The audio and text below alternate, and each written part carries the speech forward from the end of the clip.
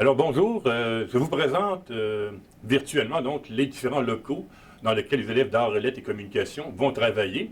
Je vous signale que les locaux sont partagés également avec les étudiants d'art visuel. Donc on n'utilise pas tous les locaux qui utilisent donc art visuel.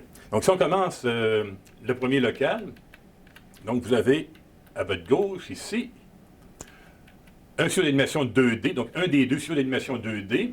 Ce studio nous permet de travailler, comme on peut voir ici, des éléments découpés, dessins animés, donc tout ce qui est 2D.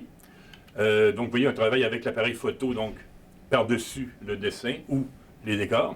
Et vous avez un logiciel qui s'appelle Dragon Stop Motion, donc qui permet donc de capturer donc à distance les différentes photos que ça prend donc pour réaliser un film d'animation, qui je vous rappelle donc qui est 24 images à la seconde.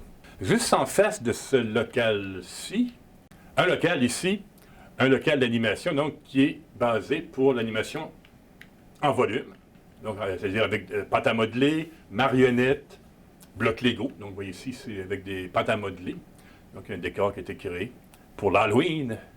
Comme vous l'avez remarqué, tous les locaux finalement sont vraiment situés l'un près de l'autre. On retourne dans le passage pour aller maintenant visiter le local de son. Donc, le local de son est toujours séparé en deux parties. Vous avez donc la partie où le technicien ou la technicienne se tient. Donc, vous avez une console de mixage et on travaille avec un logiciel qui s'appelle Adobe Audition. Et de l'autre côté, donc, il y a le studio. Donc, vous avez différents accessoires pour faire du bruitage.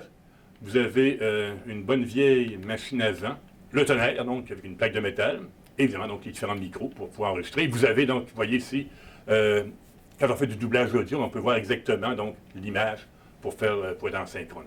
Et juste à côté, vous avez le studio de photographie, donc avec les différents accessoires, et voilà le studio, donc vraiment photographie, donc avec les flashs électroniques, les différents décors, les différents fonds de couleurs. On a des décors fixes également. Donc tout est en noir, évidemment, pour être capable de travailler correctement. Donc ce sont les studios d'art et lettres qui se situent donc au sous-sol. Alors je vous remercie d'avoir participé à cette visite avec moi, et je vous invite également donc à visiter donc l'ensemble du Cégep, donc à travers les différents locaux, via la visite virtuelle qui est disponible donc sur le site Internet du Cégep. Encore une fois, merci et bonne journée.